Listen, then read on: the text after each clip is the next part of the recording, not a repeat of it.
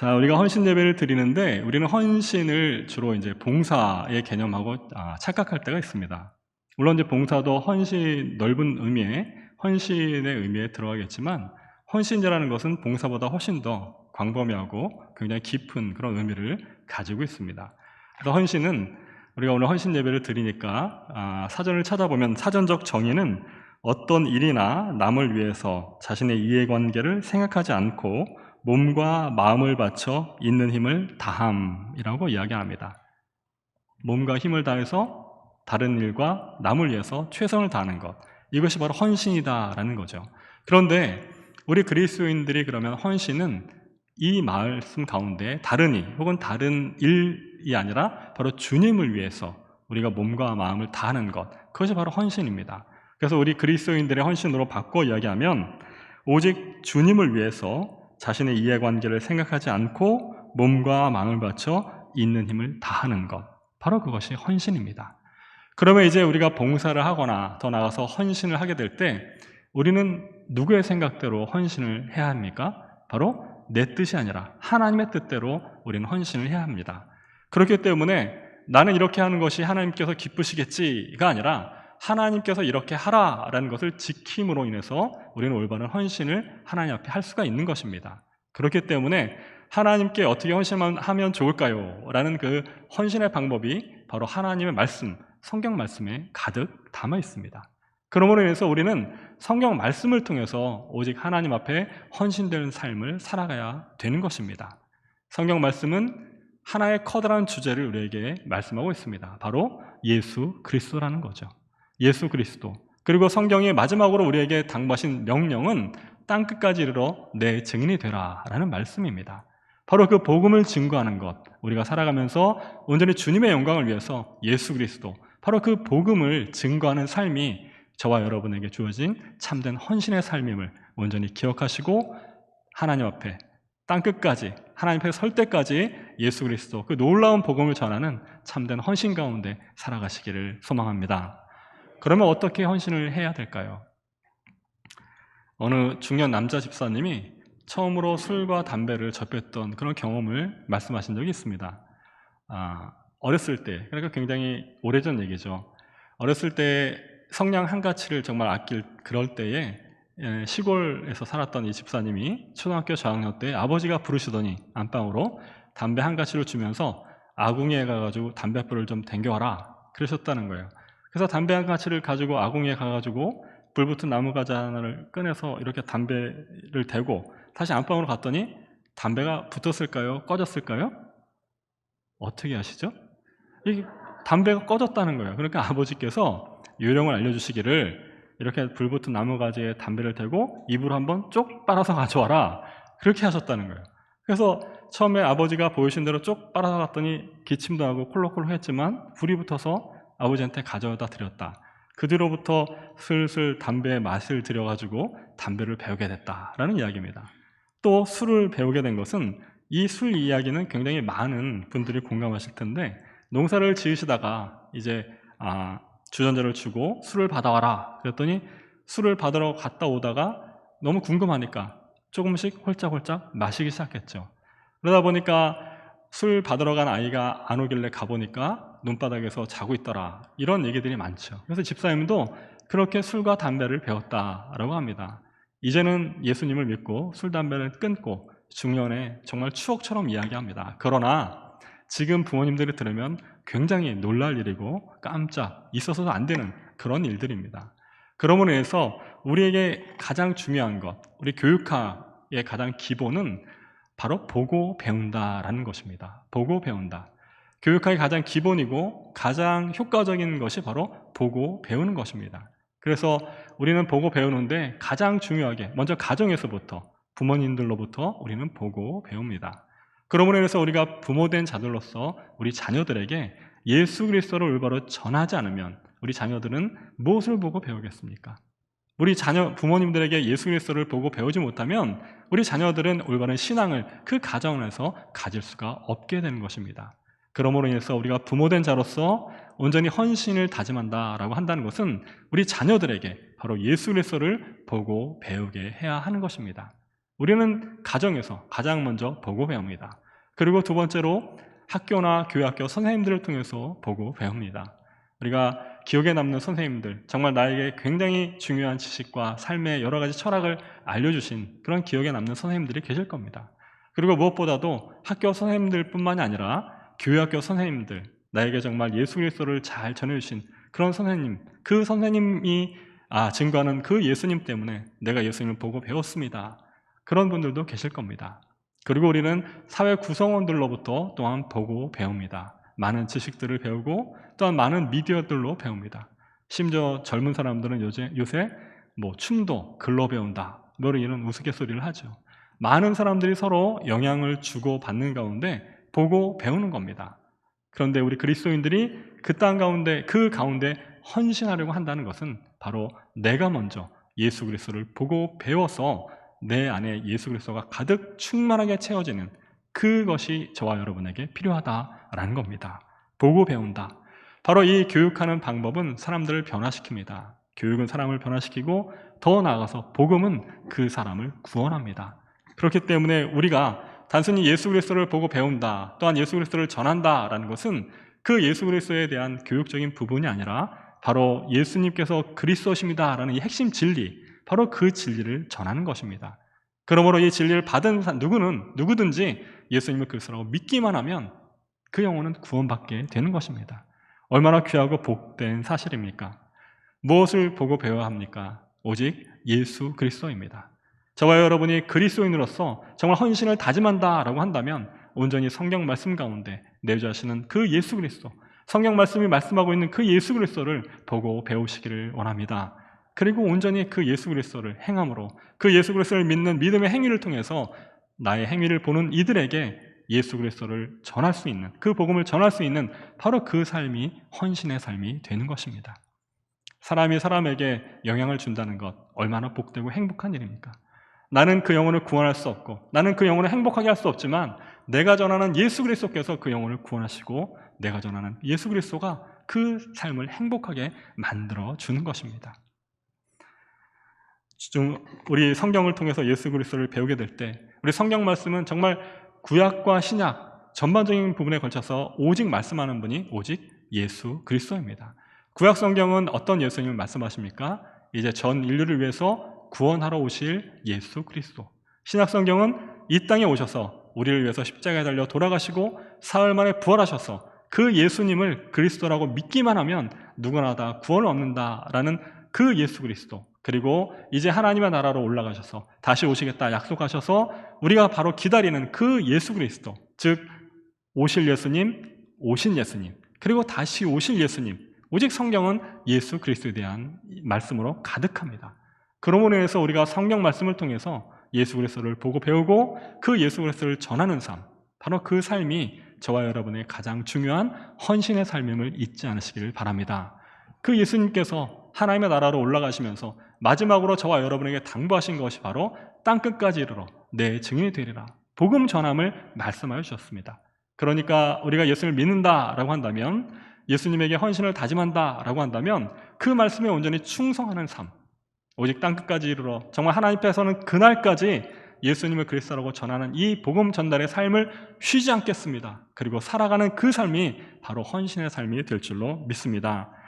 성경은 자기 개발서, 성공 지침서 혹은 어떤 철학적인 이야기가 아닙니다. 성경은 구체적으로 우리들에게 어떻게 살아가라라는 행동 지침서이기도 합니다. 그렇기 때문에 성경은 머리로만, 생각으로만 받아들인 것이 아니라 성경을 우리가 읽고 깨달았으면 그 말씀을 따라 살아가는 삶, 그 삶으로 살아내야 저와 여러분이 참된 헌신을 할 수가 있게 되는 것입니다.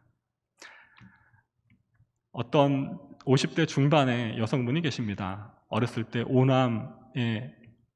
오남매의 장녀로 태어났습니다. 태어나자마자 알코올 중독자인 아버지가 딸이 태어났다고 건강에 태어난 딸을 집어던져가지고 허리 장애를 안고 평생을 살아가게 됩니다. 키가 134cm밖에 자라지 않았습니다. 알코올 중독자인 아버지는 자살을 했고 어머니는 정신 이상이 생기게 되고 오남매 어떻게 살아가겠습니까? 초등학교만 겨우 졸업하고 이제 이 가정의 경제를 위해서 가정부로, 남의 집에 가정부로 들어가게 됩니다. 14살 된 아이, 그리고 키가 134cm만 밖에 되지 않고 허리에 장애를 가진 사람이 그 식모, 예전에 식모라고 했죠. 식모 생활을 하는 게 얼마나 어렵겠습니까?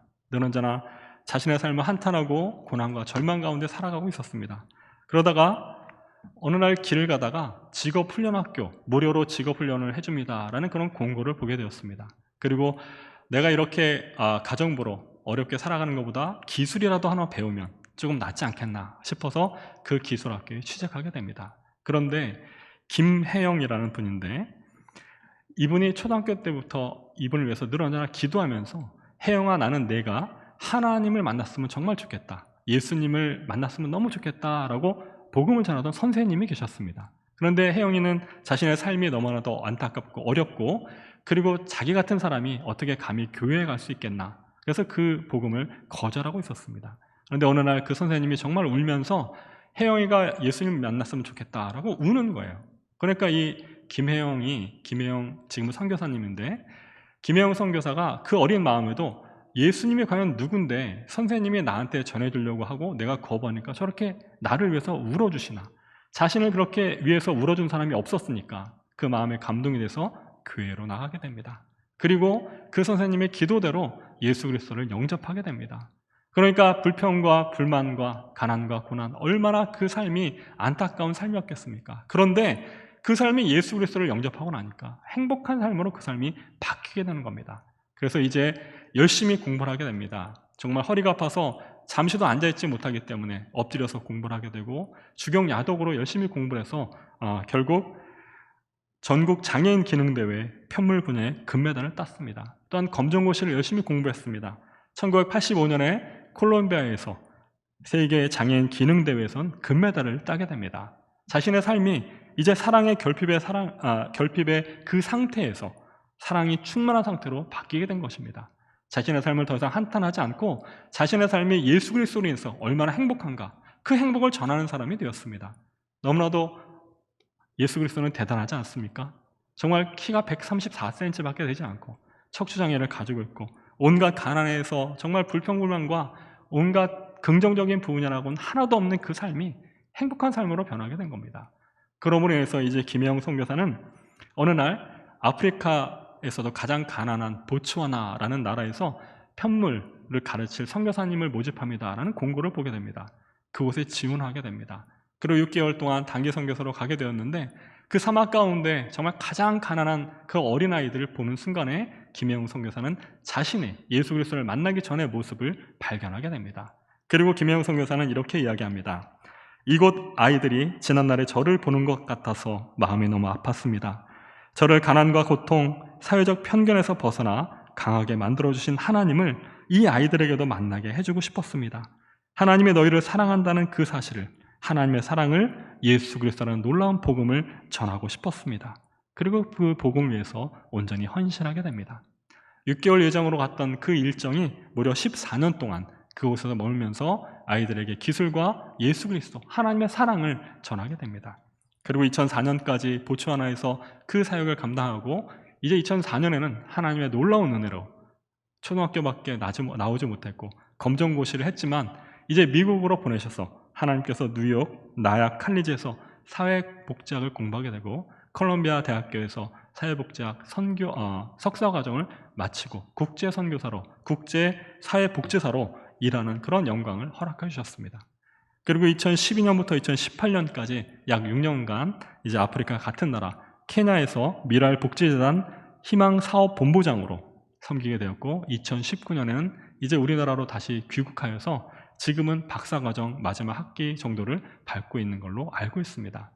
기자가 물어봤습니다. 선교사님, 박사과정이 끝나면 무엇을 하실 예정입니까? 그랬더니 웃으시면서 하나님이 보내시는 곳으로 또 가겠습니다 라고 다짐을 합니다.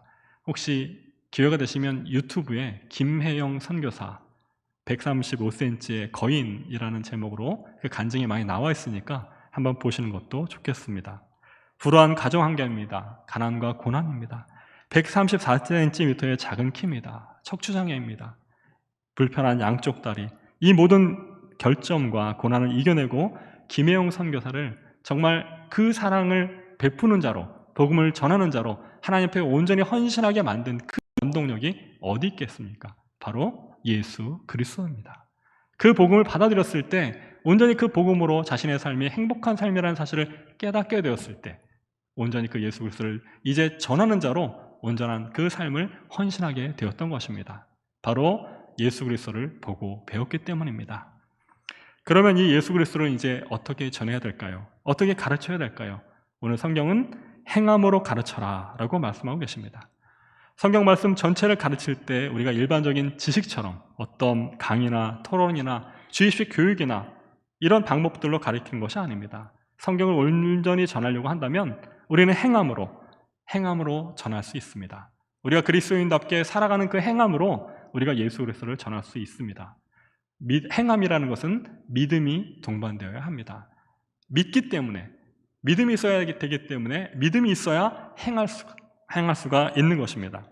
우리 기독교는 믿음의 종교이므로 온전히 성경 말씀을 지식으로 가르치고 전하는 것에 그치는 것이 아니라 그 말씀의 주인이신 하나님에 대한 믿음으로 정말 말씀에 내가 순종하며 행함으로 전하며 가르쳐야 합니다.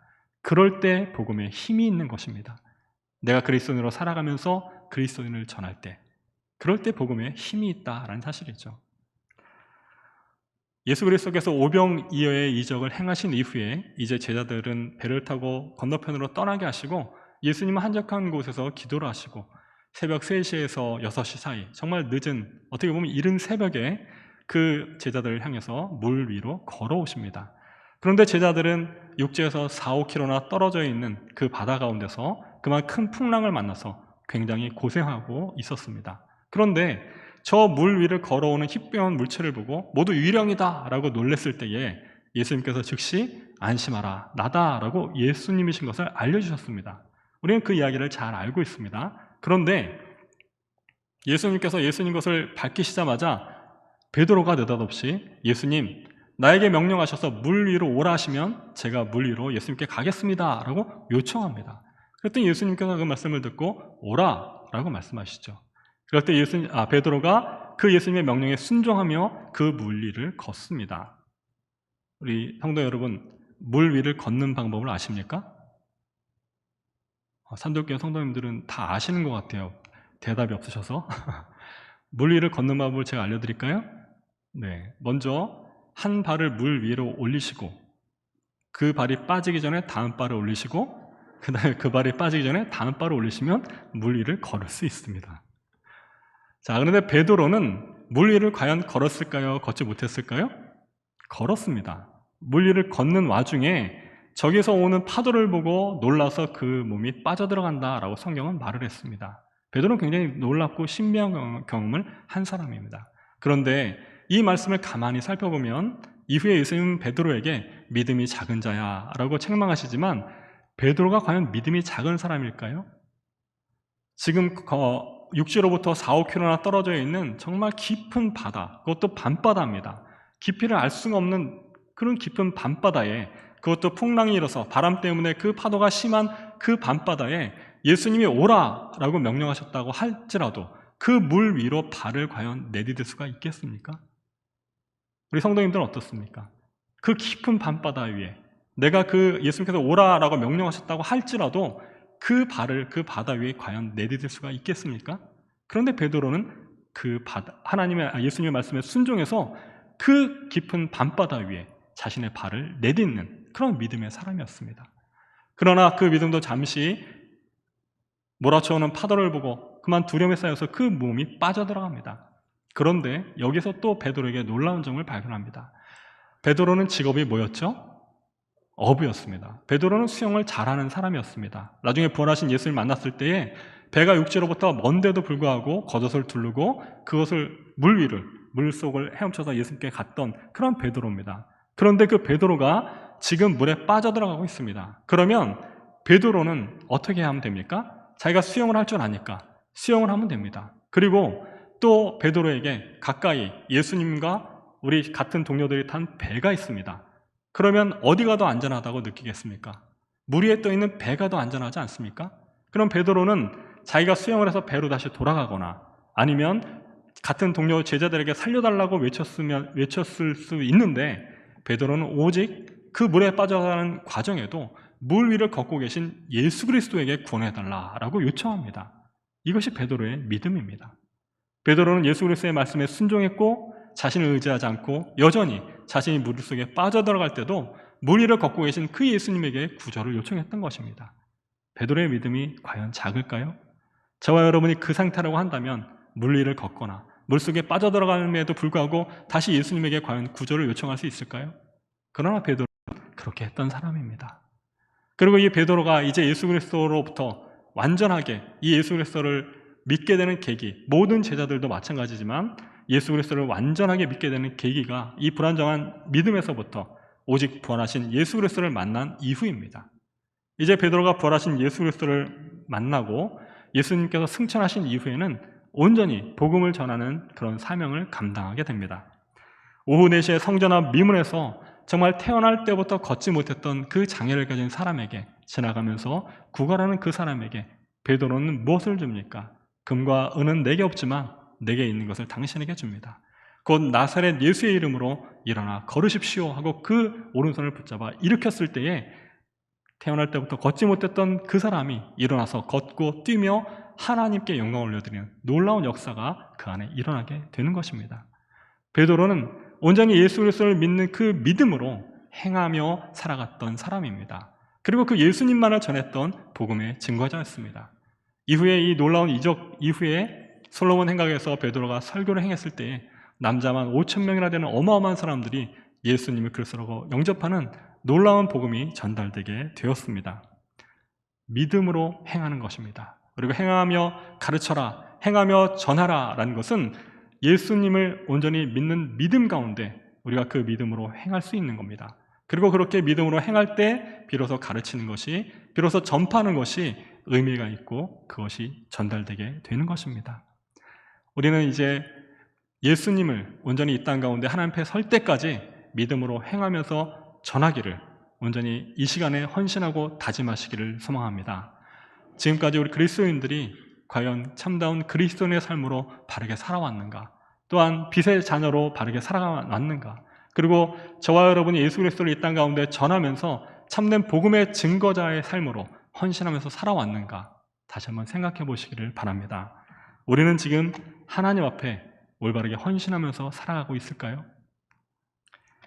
엠브레인 트렌드 모니터에서 최근에 한국인의 종교에 대한 인식 조사 결과를 발표했습니다. 그러니까 한국 사람들이 종교에 대해서 어떤 이미지와 어떤 생각을 가지고 있는가를 조사했다라는 말이죠.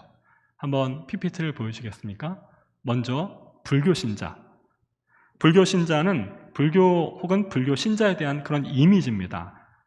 겹쳐서 중복으로 응답한 부분이 있기 때문에 퍼센트가 꼭 100%는 아닙니다. 그러나 가장 많은 퍼센트를 보면 불교 신자 하면 떠오르는 이미지, 온화하다 40%, 또 절제한다 32%, 따뜻하다 28%. 어떻습니까? 불교와 불교 신자들에 대해서 굉장히 긍정적인 그런 대답을 했죠. 우리 주변에도 불교 신자들이 있다면 한번 생각해 보시길 바랍니다. 저런 이미지와 잘 어울리는가? 두 번째, 천주교.